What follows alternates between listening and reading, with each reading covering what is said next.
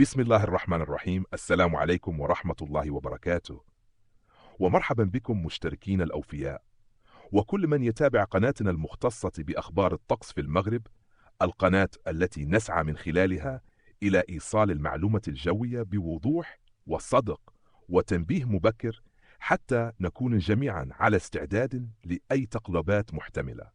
قبل أن نبدأ، لا تنسوا دعمنا بالاشتراك في القناة وتفعيل جرس الإشعارات ومشاركة هذا المحتوى مع الأهل والأصدقاء، فبدعمكم نستمر، وباشتراككم تصلكم النشرات الجوية والتنبيهات أولا بأول إن شاء الله. الوضعية الجوية العامة: القمر الصناعي يرصد في هذه الأثناء اقتراب جدار عاصفي قوي من بلادنا، يحمل معه اضطرابا جويا واسع النطاق، يتميز بنشاط سحابي كثيف وأجواء غير مستقرة وأمطار منتظرة بحول الله.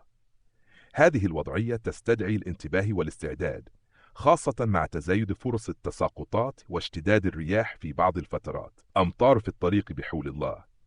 نحن على موعد مع اضطراب جوي ممطر بامتياز، يمتد من يوم السبت إلى غاية يوم الأربعاء المقبل، حيث يرتقب أن تشهد عدة مناطق من المملكة تساقطات مطرية متفاوتة، قد تكون غزيرة أحيانا، خاصة على المناطق الشمالية والوسطى، مع امتداد التأثير إلى مناطق أخرى من البلاد. المدن والمناطق المعنية بالتساقطات بحول الله من المرتقب أن تشمل الأمطار عددا من المدن والمناطق، من بينها الرباط، سلة، الدار البيضاء، المحمدية، الجديدة، آسفي، القنيطرة، طنجة، تطوان، العرائش، فاس، مكناس، تازة، تاونات، إفران، خنيفرة، بني ملال، أزيلال، مراكش، شيشاوة، الحوز، أكادير، تارودانت ومرتفعات أطلس والريف، إضافة إلى بعض المناطق الشرقية والساحلية بحول الله.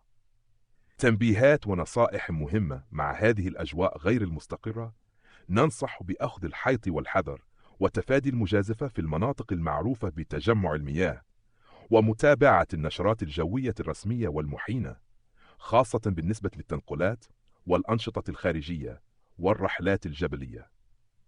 خاتمة ودعاء: نسأل الله أن يجعلها أمطار خير وبركة، وأن يعم نفعها البلاد والعباد، وأن يديم علينا نعمه وخيراته، ويحفظ الجميع من كل سوء. لا تنسوا مرة أخرى دعم القناة بالاشتراك وتفعيل الجرس، فمتابعتكم تشجعنا على الاستمرار في تقديم نشرات مفصلة وتنبيهات دقيقة، ليبقى الجميع على إطلاع واستعداد إن شاء الله. والسلام عليكم ورحمة الله وبركاته.